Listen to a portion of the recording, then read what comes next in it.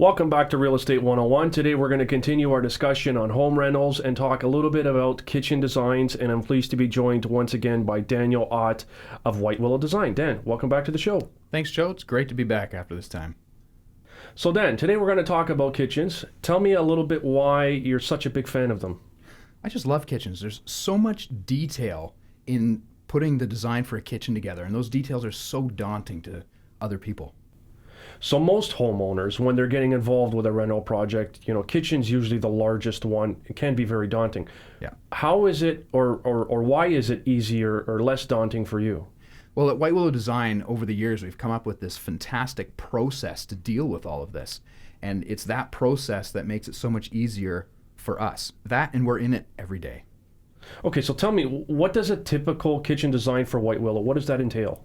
So a lot of people are wanting to open up their homes. We're talking older homes for renovating, right? So we're taking bearing walls out, and then we start talking about the flow of the kitchen. How do we go about our daily tasks in prepping and all that? Functionality. Yeah, absolutely. And then we're talking about the materials that are going in, right? The counters and the floors and that. And then we even get into the electrical and the lighting plans and all of that. So you talked about opening up kitchens and taking out walls. Sounds like a big project. What does taking out a wall usually entail? Like you said, Joe, it's a huge project and there's so much details in it. We're going to have to take a whole other episode to talk about that. All right. So in terms of the layouts for the kitchen, is that something you come up with? Is it something the homeowners maybe have in mind? Or is it just something that's dependent on the space?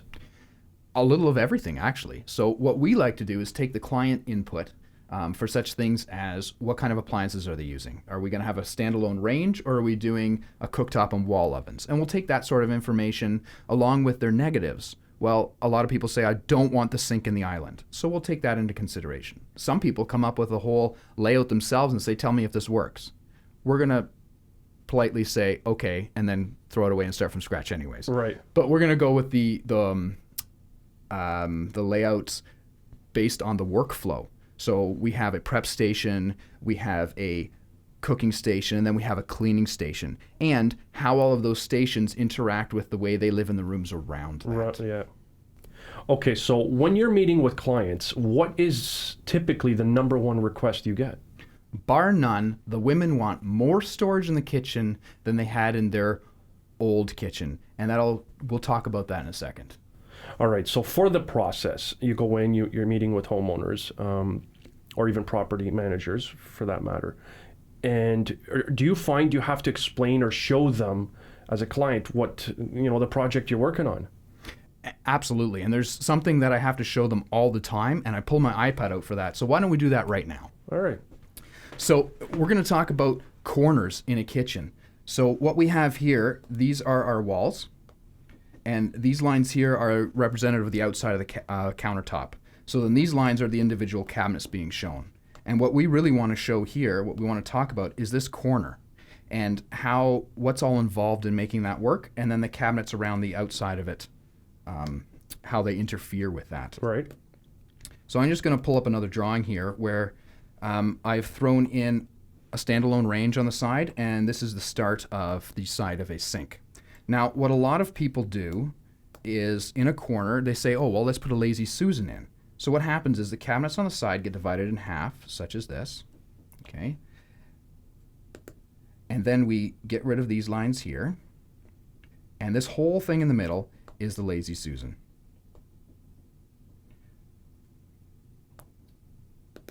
Sorry, we're erasing a Lazy Susan. Now we're adding a Lazy Susan.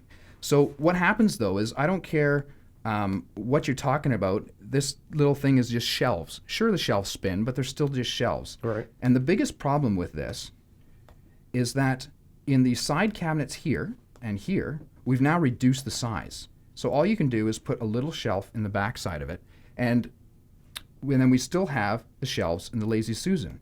And what you get is actually a big waste of space, because all of this stuff in red here is wasted space. And to top that off, if we drop something in one of these corners here, it is so difficult to get out. We got to empty the entire Lazy Susan to get to it. So here we've wasted about 55% of space. And if we really want to talk about it, whether it's a shelf on the side like this or a shelf on a Lazy Susan like that, we have what I have determined to be an average of 33% usage. Keep that number in mind. Mm-hmm. So there's another way. People have done it a different way. So now we do,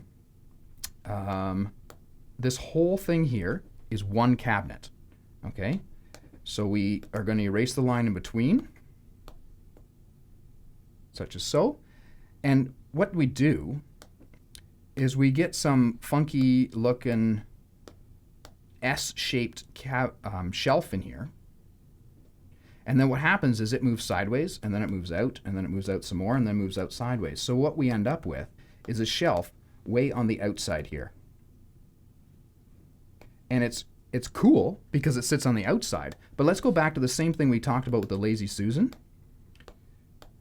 And you get all this wasted space around the outside here.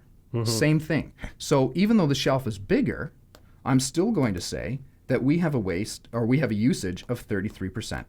So we've just spent more on the shelf because this contraption is more expensive, but we still get the same amount of usage. Right. The one thing we can do here is if we notice, I'm just going to erase this big red line there. If we notice what is going on in this cabinet over here, we haven't reduced the size of it. So if we can make a 3-drawer bank of drawers, and what that looks like from the elevation view is a cabinet like that with a small drawer on the top, and then this next section divided into 2 drawers. And this can get us 66% usage of space. Way better. So let's take that one step farther.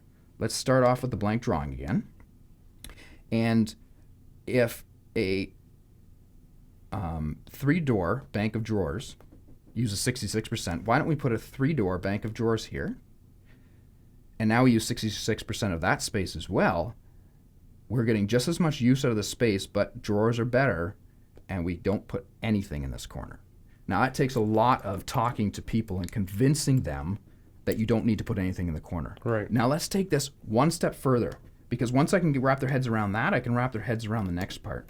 Actually, let's go back to the other one. We're going to get rid of the range in that, and we're going to start from here. If we know that a 3-door bank of drawers is big, and a 3-door bank of drawers is good, what if, instead of putting it there, we put the 3-door bank of drawers here instead? And now we erase a different line. And now this whole space is empty, and we have eliminated the corner of the kitchen. All right. Once we do that, we can open up some new pretty cool stuff here by adding a window on this wall, floor to ceiling. And people can walk, sorry, my stick figure drawing here. Okay, people can walk right up to this corner and look out their floor to ceiling window, and they can turn around and they can access the drawers and all of that. And then not only that, now that we've gotten rid of that, we've got where we could put a pantry unit over here. And now we get even more storage because we don't have a difference between the countertop and the upper cabinet and that empty space. We now have floor to ceiling, 24-inch deep cabinetry. So we could add another pantry here, or we could start doing things like wall ovens. So I guess this is why whenever you go into somebody's space, it's a blank canvas. It's a blank canvas. But convincing them that corners are useless is my number one thing. And you know what? We can even save money here because we can get rid of the countertop in this section. Not a lot, but it's a little bit of savings.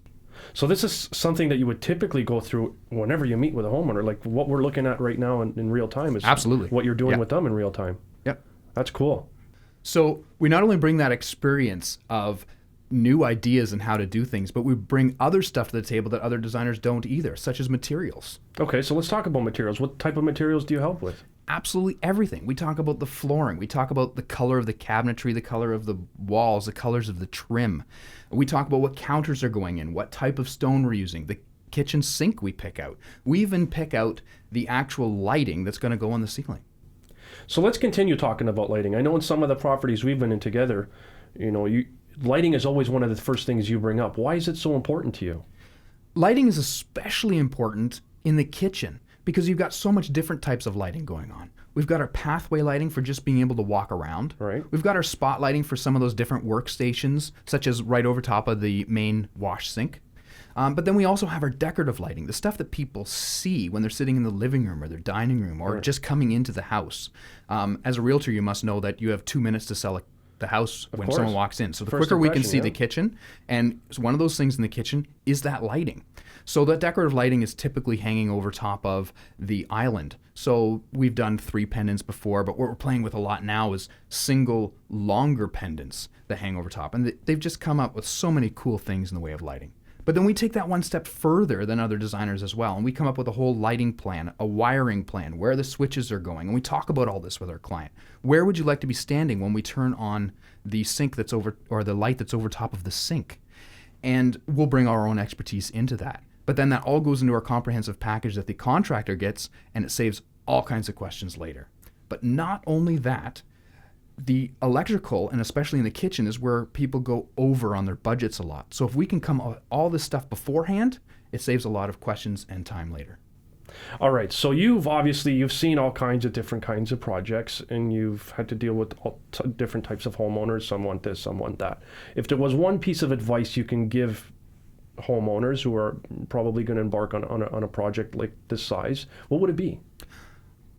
Hire a designer. There are so many details inside of especially a kitchen, that you can't possibly think of all of them. And with our expertise in the hundreds of kitchens that we have gone into, both bad and good, we can tell you what works and what doesn't work.